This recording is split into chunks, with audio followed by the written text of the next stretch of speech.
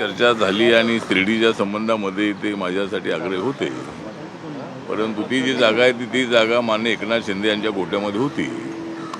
माननीय सदाशिव लोखंडे त्या ठिकाणी सिटिंग खासदार होते आणि त्यामुळे त्यांचा फारच आग्रह होता की ज्या सिटिंग जागा आहेत त्याच आम्हाला मिळाल्या पाहिजे.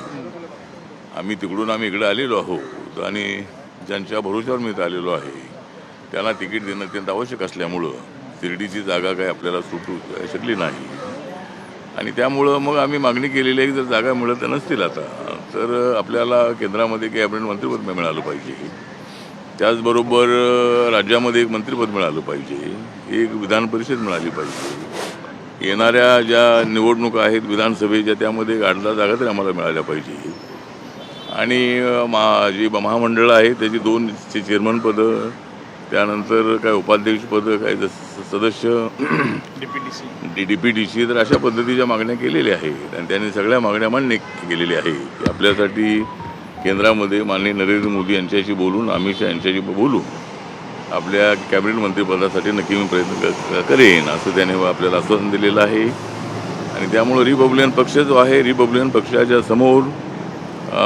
जो महायुतीचा पर्याय आहे, NDAचा पर्याय आहे, तो पर्याय आमच्या समोर आहे आणि त्यामुळे गेल्या अनेक वर्षांमध्ये 10 वर्षांमध्ये जी कामं झालेली आहेत, बाबासाहेबांची स्मारकं पूर्ण झालेली आहेत, संविधानाला मजबूत करण्याचा प्रयत्न सुरू आहे आणि अशा सर्व कारणांमुळं आम्ही NDA सोबतच राहणार आहोत, महाराष्ट्रामध्ये महायुतीसोबतच राहणार आहोत. एखादी जागा मिळाली असती तर बरं झालं असतं आणि त्यांच्यासमोर आम्ही हे सांगितलं की मला ईशान्य मुंबई दिली असती तरी मी लढू शकलो असतो, परंतु आता त्यांचे निर्णय सगळे झालेले आहेत. त्यामुळं आम्ही आता कॅबिनेट मंत्रिपदाचा आग्रह केलेला आहे आणि ते नक्की आपण देण्याचा प्रयत्न करू असा विश्वास त्यांनी आपल्याला दिलेला आहे. बाकीच्या सगळ्या मागण्या मान्य आहेत असे त्यांनी सांगितलेलं आहे. RPIला सगळ्या ठिकाणी निळे झेंडे लावले जातील, कार्यकर्त्यांना उत्साहामध्ये घेतलं जाईल आणि RPIच्या ज्या अडचणी आहेत त्या दूर करण्यासाठी प्रवीण दरेकर जे आहे ते कोऑर्डिनेटर म्हणून त्यांच्यावर जबाबदारी सोपवलेली आहे आणि RPIच्या ज्या अडचणी असतील, काही कामं असतील, कुठं काय अशी अडचण आली तर ती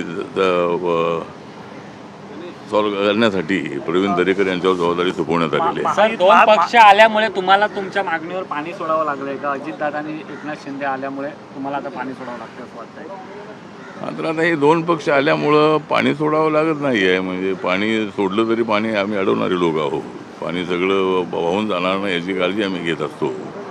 त्यामुळं हे 2 पक्ष आल्यामुळं नक्कीच आमची अडचण झालेली आहे की जर शिर्डीमध्ये मला लढायचं होतं, जर हे आले नसते तर मला ती शिर्डी जागा मिळाली असती. पण माझ्या शिर्डीपेक्षाही महाराष्ट्रामध्ये आम्हाला 45 जागा निवडून आणायच्या आहेत आणि एकनाथ शिंदे आणि अजितदादा पवार यांचं मी आभार व्यक्त करतो. त्यांनी मोठी रिस्क घेऊन ते आमच्यासोबत आलेले आहेत. उद्धव ठाकरे यांना मोठा धक्का देऊन एकनाथ शिंदे आमच्यासोबत आलेले आहेत.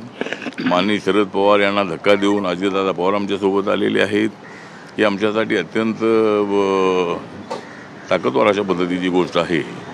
त्यामुळे ते आल्यामुळे आपला फायदा झालेला आहे. त्याच्यामध्ये काय थोडं कमी जास्त नुकसान जरी झालेलं असलं तरी पुढच्या वेळेला जर आपल्याला कॅबिनेट मंत्रिपद मिळालं तर आमचा आता दलित समाज, बौद्ध समाज हा त्याच्यामध्ये आनंदी राहणार आहे आणि या निवडणुकीमध्ये आम्ही पूर्णपणे आपल्या सोबत राहू.